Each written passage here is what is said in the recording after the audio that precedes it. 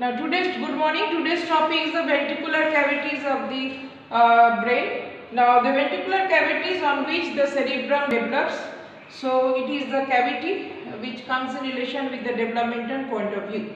So what are the ventricular cavities present in the cerebrum? There are the ventricles which in the cerebral hemisphere, that is called the lateral ventricle. Between the thalamus, the ventricle which is present, that is called the third ventricle. Between the cerebellum, midbrain and brainstem, that is midbrain, pons and the medulla oblongata, that is called the fourth ventricle. Okay. So let us come with the position of the location of the ventricular cavity. This is the lateral ventricle which has got the within the temporal lobe, this is the inferior horn. Within the occipital lobe, this is the posterior horn, and towards the frontal lobe, this is the anterior horn and the body. So this is the position of the lateral ventricle. So here lies the lateral ventricle. This is the anterior horn. Towards is the frontal lobe. Then the body, that is the parietal lobe. This is the inferior horn, that is the temporal lobe, and this is the posterior horn, that is the occipital lobe. Now this lateral ventricle communicates with the third ventricle, which lies in between the thalamus, hypothalamus, by an opening. It is called the interventricular opening of the foramen of the Monro. So this is the opening through which the lateral ventricle has a communication with the third ventricle.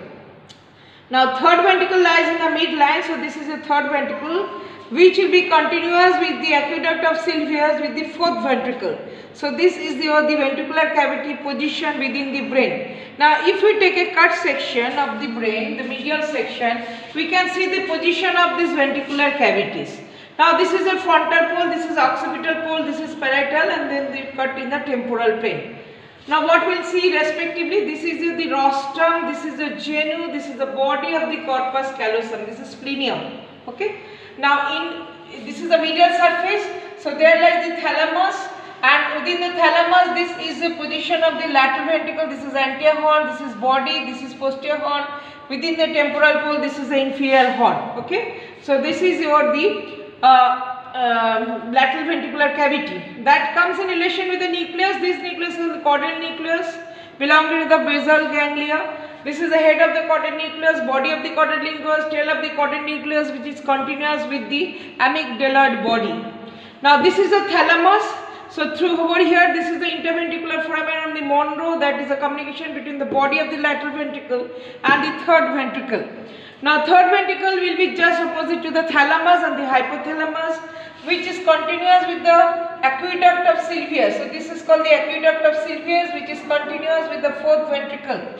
So here lies the fourth ventricle between the brainstem, that is midbrain, pons on the medulla on one side and the cerebellum on the other side. This is the fourth ventricle which has got a roof, which has got a floor, and this is to the sides, superior and inferior borders of the fourth ventricle, which is continuous in the midline by a foramen, that is called the medial dorsal foramen of the Magendie, that will be continuous with the central canal of the spinal cord, and here there are two lateral recesses. These lateral recesses are continuous with the Lusca, foramen of Lusca, which will be continuous with the cistern. So we will see the fate of the cistern, how the cisterns are formed in the next class. So this is the ventricular cavity, anterior horn, posterior horn, body of the inferior horn of the lateral ventricle, continuous to the interventricular foramen with the third ventricle. Third ventricle communicates with the fourth ventricle by the aqueduct of the Sylvius, which will continuous with the central canal of spinal cord with the foramen of Magendie, and the cistern with the foramen of Lusca. So this is the representation of the ventricular cavity, the brain and the brain stem. Now coming over here, this is a midline. If you cut a mid section, so we see these are the sagittal section, it's the corner section. This is a corpus callosum. So we cut the corpus callosum, this is a septum pellucidum. Okay, and this is the ventricular cavity. Then we see this is the caudal nucleus, the body of the caudal nucleus. Then this is the fornix part.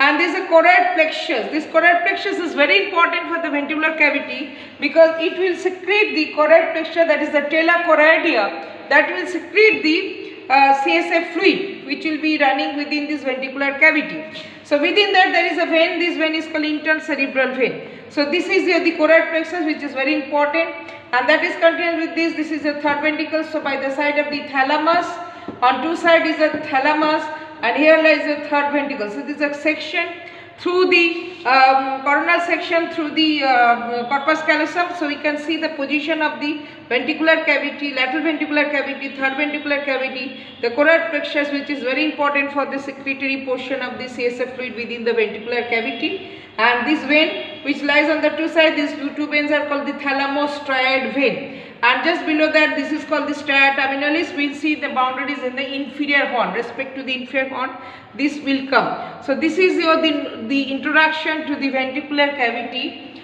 of the brain, the lateral ventricle, position of the lateral ventricle, then the anterior horn, posterior horn, inferior horn, the continuation of the lateral ventricle body through the third ventricle, continuation of the third ventricle to the fourth ventricle by the aqueduct of the sylvius, and the position of the ventricular cavity and choroidal plexus, which is necessary for the secretory portion of the CSF fluid that lies within the ventricular cavity.